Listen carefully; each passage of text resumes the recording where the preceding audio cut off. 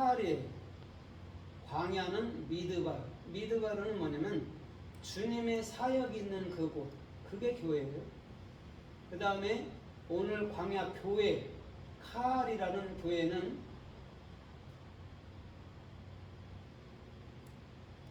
코프죠. 코프. 그 다음에 해. 네. 그 다음에 라멘. 라멘. 코프는 뭐죠? 코프? 소망. 소망이죠. 그죠? 그리스도의 소망이에요.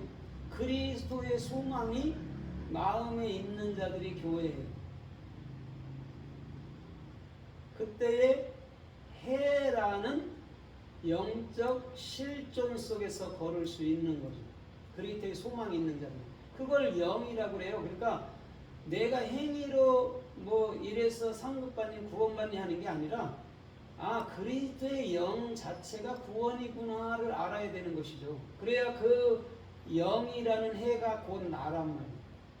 그러면 율법을 복음으로 깨우친 자는 영이라는 거죠. 그게 육체가 아니고. 근데 율법을 가지고 내가 살아볼게요, 착하게 살아볼게요 하는 거는 육체예요. 그냥 아무리 바르게 살아도. 그 다음에 라메드라는 것은 진리를, 그렇죠, 그 영 안에서 일으키고 또한 그 진리로 많은 사람들을 일으켜주는, 그게 교회라는 것이죠. 카할이라는 교회죠. 또 광야, 사역 있는 그곳에서 그리스도의 소망으로 말미암아 영의 실존 속에서 진리를 익혀나가는 것이죠. 그게 교회예요.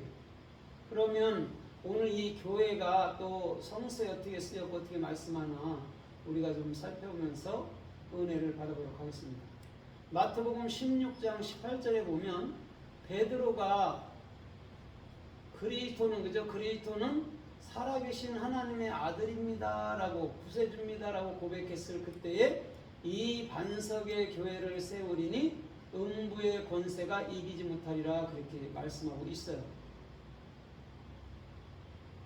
반석이라는 게 여기서 말하는 반석은 셀라거든요. 반석에는 두 가지가 있어요. 쭈루 반석이 있고 셀라 반석이 있어요.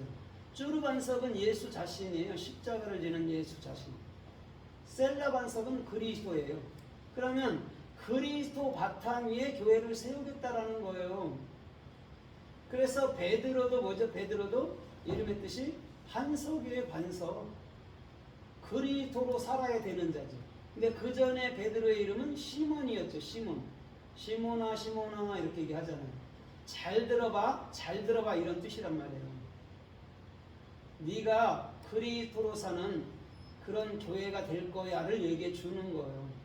그런데 천주교는 잘못 알아갖고 베드로가 일대 교황이고 베드로가 키를 가졌으니까 베드로만 모든 죄를 사해 줄 수 있다 해갖고 많은 사람들이 교황한테 가서 고해성사를 하고 그러잖아요. 그렇죠? 그것이. 그런데 주님께서는 음부의 권세가 이기지 못한다라고 얘기를 해줬어요. 우리가 그리스도가 될 때에 세상의 어떤 것도 저와 여러분들을 이길 수 있는 건 단 하나도 없다라는 것이죠. 그게 이 반석, 셀라 반석 위에 교회를 세운다라고 얘기해 주는 거예요. 그래서 사도행전 2장 47절에도 보니까 그 초대교회 성도들이 한 마음 한 뜻이 돼서 모든 것을 통용하면서 서로 섬기며 서로 사랑해 줄 때 교회의 수가 날마다 더하더라 이렇게 얘기해 주고 있단 말이에요. 그래서 이 교회라는 것은 무리들을 얘기해 주는 거예요. 그래서 헬라어에서 이제 교회는 에클레시아, 죄악 세상에서 참으로 건짐을 받았다, 그렇죠? 내보냄을 받았다 이런 의미잖아요. 그런데 히브리어에서 교회는 그리스도의 소망을 품은 자들입니다. 그리스도의 소망을 품은 자들이 세상이라는 내 마음 안에서 영원한 하늘나라가 되는 것이죠. 그래서 애국에서 이스라엘로 다시 올라오는 거죠. 애국, 세상. 그래서 하나님이 세상으로 이처럼 사랑하사 독생자를 주셨다라고 얘기해 주는 것이죠. 보이는 모든 것이 그리스도께서 우리들을 사랑하는 증거란 말이에요. 우리가 볼 수 있는 모든 것들이. 그것은 나에게 진리를 가르쳐주는 하나의 시청각 교제라고 주님은 말씀하고 있다는 것이죠. 그래서 교회라는 것은 오순절에 성령이 임하고 난 이후에 세워지는 거예요. 그러니까 그리스도의 영이 없으면 교회가 아니에요. 종교 생활하는 거지 교회가 아니란 말이에요. 근데 그리스도의 영이 내 안에 있으면 말씀을 올바르게 깨우친다는 것이죠. 말씀을 올바르게 깨우쳐야 먼저 내 영이 사는 거예요. 내 영이 살아야 육체를 지배할 수 있는 거예요. 내 영이 죽어 있는데 어떻게 육체를 점으로 지배할 수 있습니까? 그건 안 되는 말이죠. 내 영이 살아야 육체의 소욕을 다스릴 수 있는 권세가 주님께로부터 임한다라는 것이죠. 거기서 말하는 육체가 사탄이에요. 마귀, 반대자. 그것을 다스릴 수 있는 것은 하나님의 영, 참된 말씀으로만 다스릴 수 있다라고 말씀해 주는 것이죠. 그래서 사도행전 20장 28절에도 이렇게 말씀을 해요. 너희들은 내가 너희들을 치리자와 감독자로 내가 피로 사신 양들을 치게 하셨노라 라고 말씀해 주고 있어요. 감독자를 세웠단 말이에요. 랍비들을. 그래서 지금 그 치리자 또 그 양들을 교육하고 다스릴 수 있는 권세를 감독자들에게 줬다는 것이죠. 그게 교회예요. 그래서 예수님이 십자가에 돌아가시지 않고서는 그죠? 교회가 형성될 수가 없죠. 예수님이 십자가에 돌아가시고 난 이후에야 그리스도의 영이 들어와서 오늘도 저와 여러분들의 각자가 교회로서 참된 하늘나라로서 그 역할을 감당할 수 있다라고 우리 주님은 말씀하는 거라는 것이죠. 그래서 에베소서 1장 22절로 23절에도 보니까 만물의 머리, 교회의 머리는 누구라고 그러시죠? 그리스도. 그래서 에베소서 1장 10절에는요, 모든 것, 만물을 그리스도 안에 통일시키시며 이렇게 얘기했단 말이에요. 그러놓고 난 이후에는 교회의 머리는 그리스도다 이렇게 얘기해주고 있어요. 그러면 하나님이라고 치는 모든 것들도 그리스도 안에 있겠다라는 것이죠. 그죠?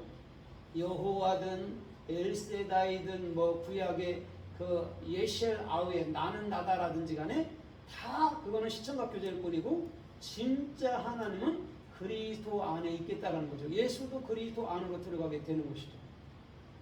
예수는 보여지는 육체니까, 그렇죠? 육체니까 그리스도 안으로 들어가는 거죠. 어떻게 해서? 죽음으로. 그럼 우리도 마찬가지잖아요. 예수라는 이 육체는 죽어야 영이 되는 거예요. 그래서 우리는 내 육체의 소욕을 따르지 아니하고 하나님의 영을 따라 사는 사람들이죠. 그게 그리스도인이죠. 그래서 하나님의 말씀을 할 때 진짜 성령을 받은 사람들은 그 말씀을 깨우치는 것이고 가짜 성령을 받았다 하는 자들은 그 말씀을 절대 이해하지 못한다는 것이죠. 단 한마디로. 그래서 우리 주님께서 그러잖아요. 마태복음 23장 8절로 9절에서 땅에 있는 자를 아비라하지 말라 그런단 말이에요. 그럼 많은 사람들이 생각할 때 아비라면 육신의 아비를 생각한다고. 땅에 있는 아비는 예수를 말하는 거예요. 그래서 요한복음 8장 44절에도 너희는 너희 아비 마귀에게서 났으니 마귀의 행실을 하는가 그런다고. 그게 율법주의자들을 말하는 거라고. 유대인들을. 땅에 있는 자를 아비라 하면 안 돼요. 예수를. 진짜 아비는 어디 있어요? 네, 아니에요. 예, 하늘에 있대잖아요. 하늘에 있는 자가 하늘이 어디예요? 우리 마음이라고. 그게 아버지라고. 그러면 주님께서 말씀하는 건 뭐냐면 너희가 아버지야 그러는 거예요. 하늘에 있는 아버지라고 주기도문에서 말하는 우리 자신. 그 얘기를 하는 거예요. 우리가 내 마음에서 아버지가 되어야 된단 말이에요. 그래야지만이 그리스도라는 아들을 알 수 있어야 되는 거예요. 우리는 마리아처럼 예수를 잉태해서 예수를 낳으면 사생자라고. 우리는 예수를 잉태했는데 낳을 때는 그리스도를 낳아야 된다. 그래서 땅에 있는 아비는 절대 아비라 하면 안 돼요. 예수를 아비라 하면 안 돼요. 예수는 뭐 하는 자죠? 예수는